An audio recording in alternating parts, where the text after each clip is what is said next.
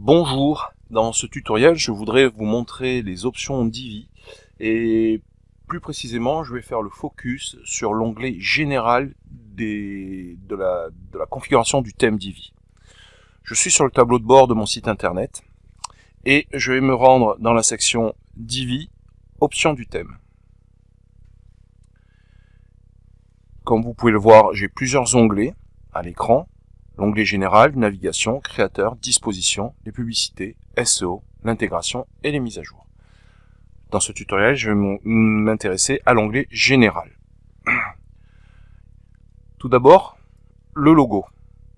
Le logo, c'est très simple, ça nous permet de charger notre logo depuis la bibliothèque de médias ou depuis notre ordinateur.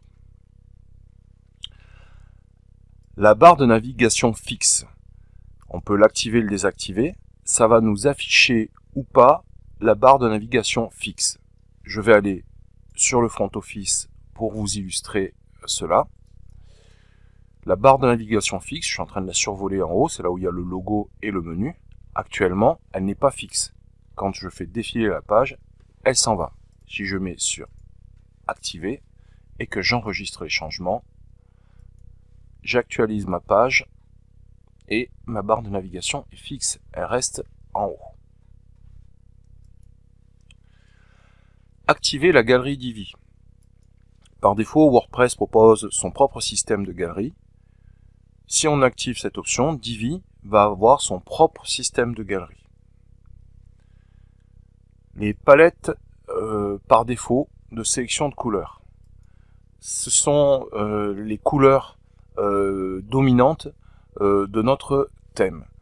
C'est assez pratique car quand on a un site à faire, on a généralement une charte graphique qui va avec. Nous pouvons adapter les couleurs ici. Saisir la première image de l'article. Quand on rédige un article de blog et qu'on insère une image, la première image qui sera insérée sera choisie automatiquement par Divi comme étant l'image à la une. Vous pouvez bien sûr charger aussi une image à la une dans votre article de blog. Mode style blog. Si vous l'activez, au lieu d'afficher les extraits dans les pages d'archives, Divi affichera les articles complets. Ce n'est pas très bon pour le SEO, je vous conseille de le laisser désactiver. La disposition de la barre latérale. Elle peut être à droite ou à gauche. C'est la barre de widget. Le gabarit des boutiques et modèles de page pour WooCommerce, est-ce qu'on met la barre latérale à droite, à gauche ou est-ce qu'on met en pleine largeur?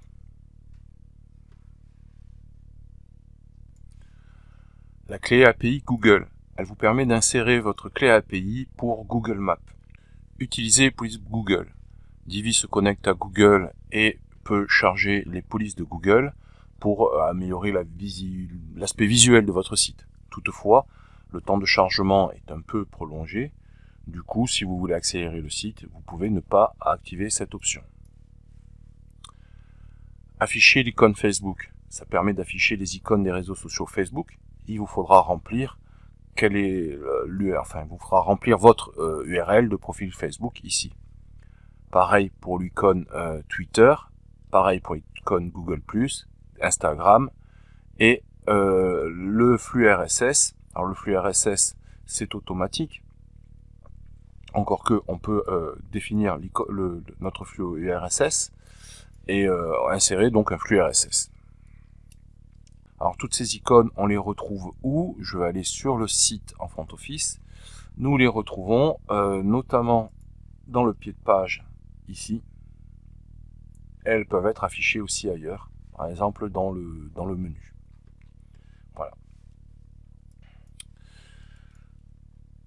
Alors, le nombre de produits affichés sur les pages d'archives de WooCommerce, c'est-à-dire le nombre de produits affichés sur une page. 9 produits, on peut en mettre plus. Après, si vous en avez 18 produits, il y a une petite flèche, page suivante. Le nombre d'articles affichés par catégorie, donc c'est les articles de blog, donc 6 articles de blog. Après, on peut en mettre plus, bien entendu. Nombre d'articles affichés sur les pages d'archives, ce sont les articles de blog aussi, mais les pages archivées. c'est-à-dire les anciennes pages. Le nombre d'articles affichés sur la page de recherche, donc les résultats de recherche nous affichent 5 articles actuellement. Pareil pour les pages de tag, voilà. Le format de la date, nous pouvons définir un format de date, ici c'est mois, jour, année, c'est un petit peu à l'anglaise, alors ce que l'on peut faire c'est le modifier. Voilà, par exemple, jour, mois, année. Est-ce qu'on utilise les extraits quand c'est défini? Ce sont les extraits dans les articles, vous avez la possibilité d'insérer des extraits. Est-ce qu'on les utilise ou pas? Il suffit d'activer l'option. Les shortcodes réactifs. Ça vous permet d'activer l'aspect responsive design sur les shortcodes que vous insérerez dans vos pages. Le sous-ensemble Google Fonts. Ça active les Google Fonts pour les autres langages que l'anglais. Le bouton retour en haut de page. Si on l'active, ça nous affiche une petite flèche, je vais vous montrer, qui nous permet de remonter en haut de la page. Vous voyez par exemple là, je n'ai pas de flèche, j'actualise ma page, et voilà la petite flèche qui me permet de remonter en haut de la page. Défilement fluide, ça permet de fluidifier le défilement quand on défile avec la souris. Faut aller le chercher parce qu'on ne voit pas trop la différence honnêtement quand on active. Désactiver les traductions. Si vous estimez que Divi est mal traduit, vous pouvez désactiver cette option. Activer ou désactiver cette option, du coup Divi passera en anglais. Je vais vous montrer. J'actualise la page. Voilà, Disable Traduction. C'est passé en anglais. Du coup, je le remets en français, j'actualise la page. Activer les images réactives. C'est pour que vos images soient responsives. Minify and Combine JavaScript File, c'est pour comment dire, ça va combiner ça va charger tous les JavaScript de différents modules et options du votre site et ça va les combiner en un seul fichier. C'est pour gagner de la vitesse en chargement. Ça, c'est bien. Maintenant, ça peut provoquer des bugs des fois. Donc, si vous avez des bugs d'affichage sur votre site, testez des fois de désactiver cette option pour voir si ça vient pas de là. Pareil pour le CSS. Ça charge toutes les feuilles de style CSS générées par tous les scripts, tous les programmes, et ça les combine en un seul fichier. Voilà.